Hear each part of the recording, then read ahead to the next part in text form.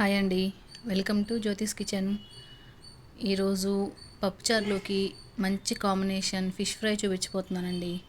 ముందుగా ఒక ప్లేట్ కానీ గిన్నె కానీ తీసుకుని దానిలో 1 టేబుల్ స్పూన్ అల్లం వెల్లుల్లి పేస్టు, 1/2 టీ స్పూన్ పసుపు, 1 టేబుల్ స్పూన్ కారం, మీ టేస్ట్కి సరిపడా ఉప్పు, అలాగే 1/2 టీ స్పూన్ మిరియాల పొడి, 1 టేబుల్ స్పూన్ ధనియాల పొడి, 1/2 tablespoon garam masala, 1/2 teaspoon జీలకర్ర పొడి వేసి తర్వాత దానిలో 2 టేబుల్ స్పూను బియ్యం పిండి వేస్తున్నానండి. ఇక్కడ కావాలంటే మీరు దీని ప్లేస్లో 1 టేబుల్ స్పూన్ మైదా పిండి, 1 టేబుల్ స్పూన్ కార్న్ఫ్లోర్ వేసుకోవచ్చు.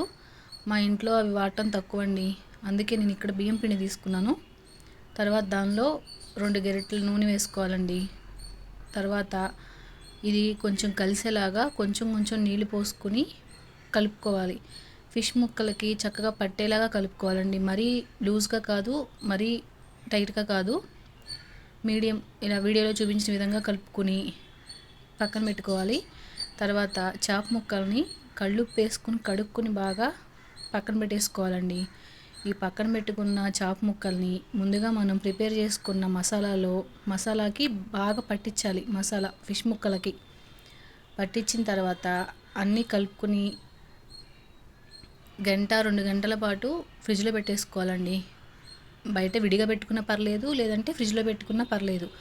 అలా పక్కన పెట్టేసుకుంటే ఈ మసాలాలన్నీ ఫిష్ ముక్కలకి బాగా పడతాయండి. 2 గంటల తర్వాత దీన్ని తీసి మళ్ళీ ఒకసారి కలుపుకొని మీరు దీన్ని కావాలంటే డీప్ ఫ్రై చేసుకోవచ్చు, లేదంటే షాలో ఫ్రై చేసుకోవచ్చు. నేను మరీ ఆయిల్ ఎక్కువ వేయకుండా కొంచెం ఆయిల్తోనే డీప్ ఫ్రై చేస్తున్నానండి. మీరు బాండీలో సరిపడినంత నూనె పోసుకుని దీన్ని డీప్ ఫ్రై చేసుకోండి.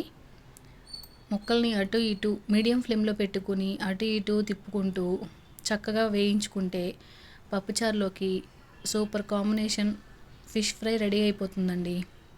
దీన్ని తీసుకుని పక్కన పెట్టుకుని దానిపైన ఫిష్ ముక్కల పైన కొంచెం చికెన్ మసాలా స్ప్రింకిల్ చేసుకుంటే టేస్ట్ ఇంకా బాగుంటుందండి. మీకైతే పప్పుచారులోకి ఏ కాంబినేషన్ ఇష్టం? నాకైతే కామెంట్ సెక్షన్లో కామెంట్ చేసేయండి. మీకు గనక నా వీడియోస్ నచ్చుతున్నట్లయితే please like, share and subscribe అండి. Thank you for watching.